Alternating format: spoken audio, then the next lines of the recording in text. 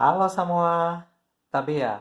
Pertama-tama, beta mau ucapkan selamat merayakan Hari Natal for saudara dong yang merayakan, dan selamat menyambut Tahun Baru 2021 for katong semua. Distro Knopix Plus yang beta pakai selama ini punya fasilitas-fasilitas unggulan, fasilitas plus yang sama sekali yang ada di distro aslinya, distro Knopix. Di video kali ini, beta akan kasih tunjuk salah satu fasilitas. Dengan fasilitas ini, katong bisa kontrol laptop lewat handphone. Ya, laptop yang mau saudara dong lihat ini, beta punya laptop lama yang susah ada harddisk lain.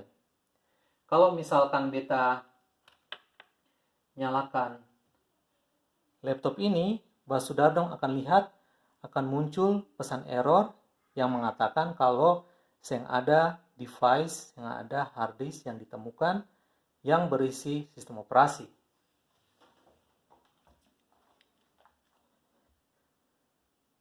Saudara tunggu sebentar dan bisa lihat ada pesan device not found. Sekarang beta akan matikan laptop ini. Lalu beta akan nyalakan ulang laptop ini menggunakan distro Knopix Plus yang sudah terinstal di dalam portable SSD ini. Ukurannya adalah 128 GB. Tapi saudara dong juga bisa install di flash disk yang ukurannya cukup 8 GB. Beta pasang portable SSD ke dalam USB, lalu booting ulang.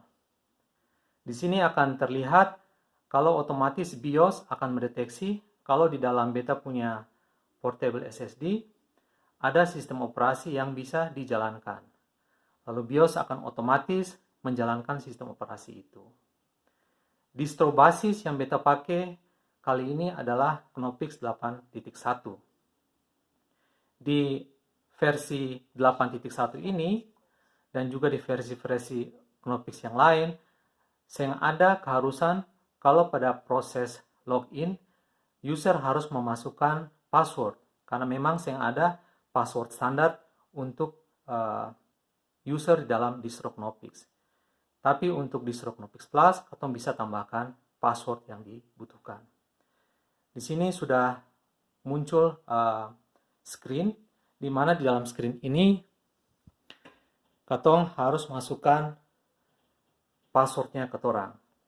Ini yang terlalu terlihat, tapi di sini harus katong masukkan password. Beta saya akan menggunakan keyboard untuk masukkan password, tapi beta akan menggunakan laptop, handphone, dengan menggunakan aplikasi UDP Sender.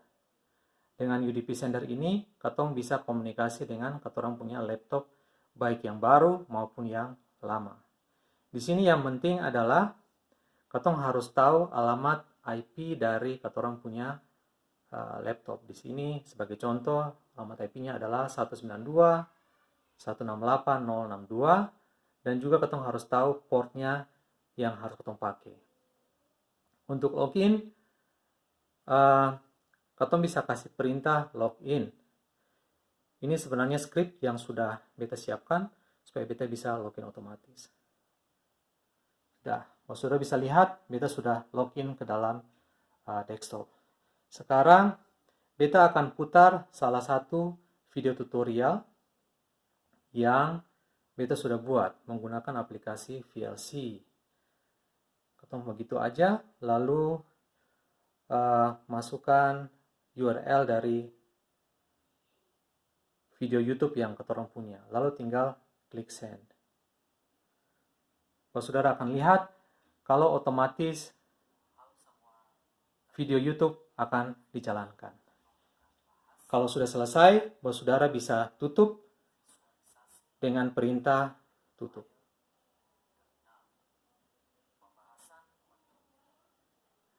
Send. Oke. Beta rasa itu saja dulu video kali ini. Dankele nonton dan amato.